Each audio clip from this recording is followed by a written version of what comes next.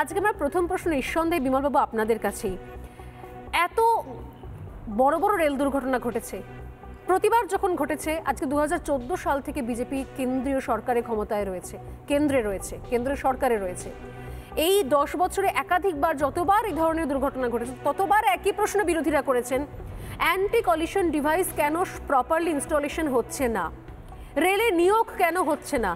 কেন নিয়োগের প্রশ্ন তুললাম, কিছুক্ষণ আগে আমি বলছিলাম যে ওভারটাইম হচ্ছে কিনা, ধকল পড়ছে কিনা, এই প্রশ্নগুলো আসবে। 10 বছরে প্রত্যেকটা অ্যাক্সিডেন্টের ক্ষেত্রে একই কোয়েশ্চেন তুলে যাওয়া হয়েছে। রেলের জন্য বাজেট বরাদ্দ বাড়ানো হয়েছে, কিন্তু এই প্রশ্নের উত্তরগুলো কেন আজ পর্যন্ত পাওয়া গেল না?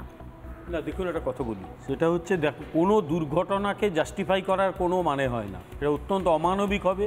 তাই দুর্ঘটনার পক্ষে কথা বলতে আমি এখানে আসিনি। আমার প্রথম কথা হচ্ছে, এই দুর্ঘটনা একটাও যদি না ঘটে সবচেয়ে খুশি আমরা হব, কারণ ভারতীয় রেল কোটি কোটি মানুষকে বহন করে, যার একটা বড় অংশ সাধারণ মানুষ, দরিদ্র শ্রেণীর মানুষ, সমাজের পিছিয়ে পড়া অংশের মানুষ, তারা রেলটাকে ব্যবহার করে। তাই চাইলেই আমরা রেলকে একেবারে তাদের আওতার বাইরে নিয়ে চলে যেতে পারি না, এখানে সরকারকেই সেই ভূমিকা পালন করতে হবে। এটা গেল প্রথম। আর আপনি যদি তথ্য চান তাহলে বলি, 2014 থেকে আজ পর্যন্ত, আপনি জাস্ট তথ্যের খাতিরে বলছি, কোনো দুর্ঘটনাকে জাস্টিফাই করার জন্যে নয়, আপনি চাইলে আমি তথ্য দিচ্ছি, রেলে দুর্ঘটনার সংখ্যা কমেছে, ব্যাপকভাবে কমেছে।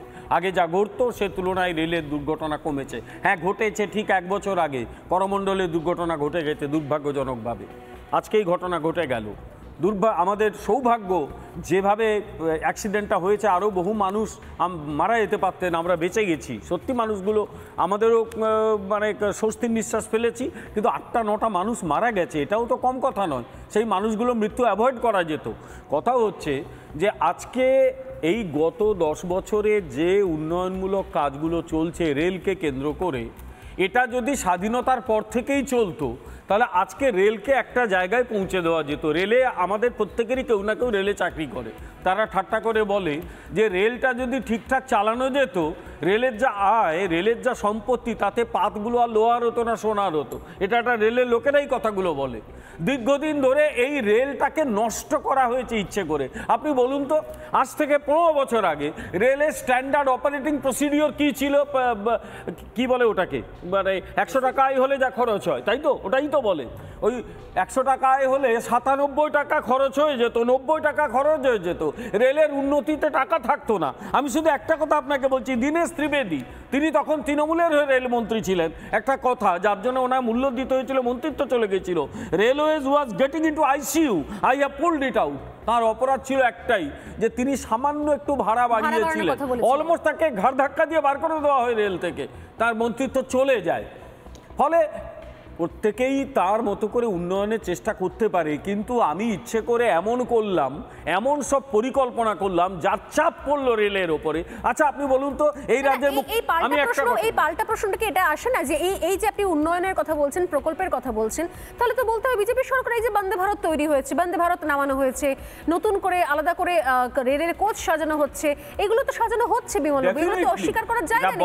কিন্তু আমি বলছি জনমোহিনী প্রকল্পের আড়ালে বেসিক যেটা প্রয়োজনীয় জিনিস, অ্যান্টি কলিশন ডিভাইস, রেলের বাজেট যদি বরাদ্দ করা হয় তাহলে নতুন ট্রেনের জন্য কেন রেল লাইনে সেই অ্যান্টি কলিশন ডিভাইস বসানোর জন্য শুধু জনমোহিনী নয়, 14 থেকে 24 সময়টাও তো কম নয়। বর্তমান কেন্দ্রীয় সরকার যে উদ্যোগটা নিচ্ছে সেটা হচ্ছে যে রেলটাকে মডার্নাইজ করা, রেলের যে কোচগুলো সেই মান্ধাত আমলের কোচগুলোকে সরিয়ে মডার্ন কোচ করা।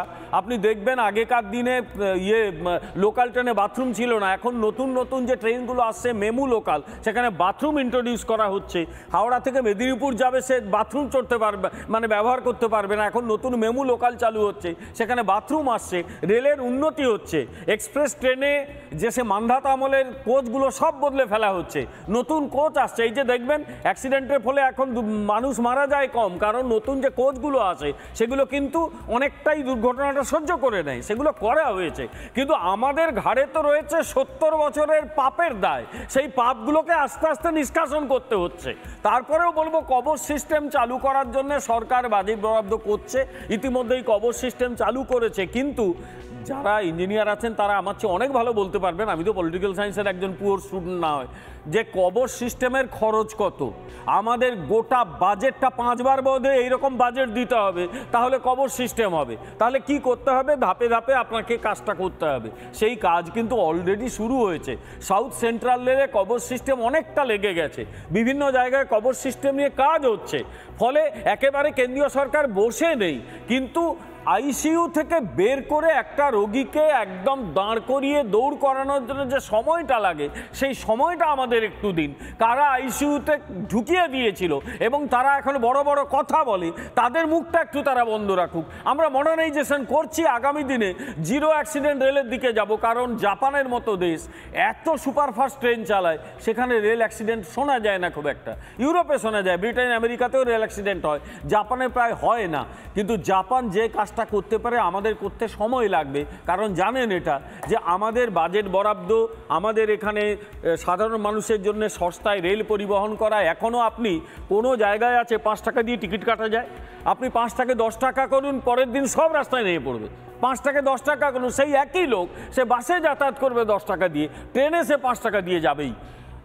সুতরাং এই জনমোহিনী জায়গা থেকে আমরা সবাই যদি সরে আসি, তাহলে রেলটাকে একটু সামনের দিকে নিয়ে যেতে পারি।